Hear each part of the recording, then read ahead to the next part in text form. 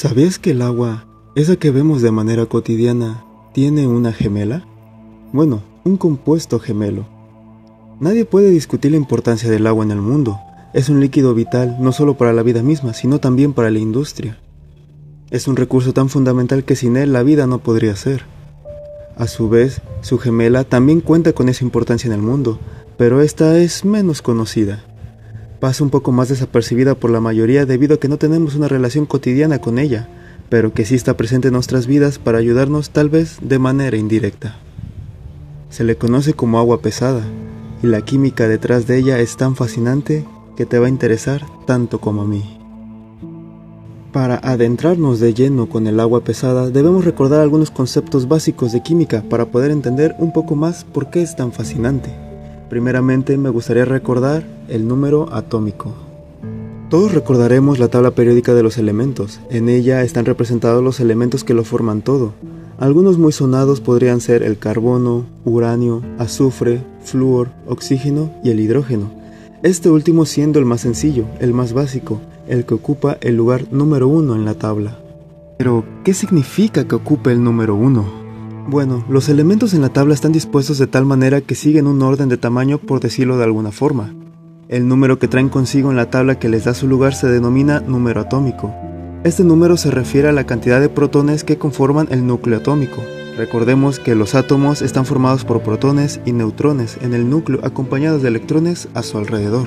Así es como por ejemplo el carbono, que tiene de número atómico 6, tiene 6 protones, el azufre 16, el cobre 29, el uranio 92, etcétera, etcétera, etcétera. Por lo cual, si regresamos de nuevo con el hidrógeno, notaremos que su número atómico es el 1, por lo cual posee un único protón, siendo el elemento más sencillo como lo mencionamos anteriormente, siendo su esquema en el modelo de Niels Bohr de esta manera.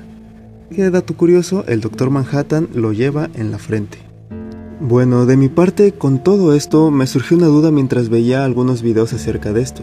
¿Recuerdas que mencionamos que el núcleo atómico está formado por protones y neutrones? Bueno, pues los neutrones de manera normal se encuentran en la misma cantidad que los protones. El carbono, que tiene 6 protones, cuenta con 6 neutrones, y así con los elementos no tan pesados. El helio cuenta con 2 protones y con 2 neutrones en su núcleo. Muy curioso si me lo preguntas, de aquí fue donde me surgió mi duda que te dije antes. Si el helio tiene 2 y 2, ¿por qué el hidrógeno no tiene su neutrón, o sea 1 y 1? Me preguntaba por qué. ¿Por qué el hidrógeno parecía no seguir esa regla del número atómico? Investigando más, descubrí por qué. Pongámoslo así. Las partículas que conforman los átomos, el electrón y el protón, cuentan con cargas eléctricas, uno negativo y el otro positivo, a diferencia del neutrón, que este no posee carga alguna. Dentro del núcleo, como ya dijimos, se encuentran los protones, carga positiva. Pero aquí es donde uno diría, ¿y no sucede lo mismo que con los imanes? Cargas positivas se repelen y cargas negativas se atraen. O sea que los protones en el núcleo no deberían estarse repeliendo hasta separarse. Sí y no. Aquí es donde entran en juego los neutrones. En el núcleo del átomo pasa algo muy fascinante. Si bien está presente la fuerza electromagnética, fuerza que hace que las cargas positivas se repelen entre sí, como entre dos protones, existe una fuerza aún más fuerte denominada fuerza nuclear fuerte. Esta fuerza es la más fuerte de las 4 fuerzas fundamentales de la naturaleza. Esta actúa solo a distancias muy cortas. Si 2 partículas nucleares están muy cerca, hace que se peguen superando a la fuerza de repulsión electromagnética. Y no discrimina partículas, actúa entre protones, entre neutrones y entre protón y neutrón. Aquí el porqué de los neutrones y su importancia. Los protones cuentan con 2 situaciones. Le aportan al núcleo 2 fuerzas, la de repulsión por su carga y la nuclear fuerte cuando se juntan. Pero el neutrón solo aporta la nuclear fuerte debido a que no posee carga. Por lo tanto, los neutrones actúan como un pegamento nuclear. Al intercalarse entre los protones, cada neutrón añade más fuerza de agarre al sistema sin aumentar la fuerza de empuje. Esto tiene el efecto de diluir la repulsión entre los protones, permitiendo que la fuerza fuerte dominante mantenga a todo el conjunto unido.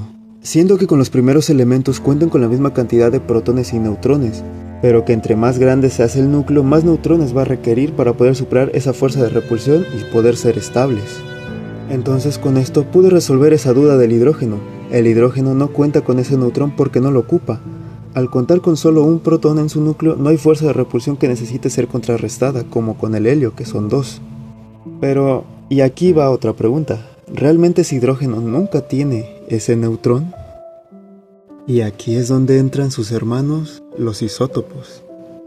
Los isótopos son versiones del mismo elemento pero con diferente número de neutrones, variando su masa atómica. Cuentan con la misma cantidad de protones y electrones pero variando su número de neutrones dándoles esa diferencia. Algunos ejemplos que probablemente hayas escuchado podrían ser el uranio 235, que es el isótopo usado en las plantas nucleares, y el carbono 14, usado en la arqueología.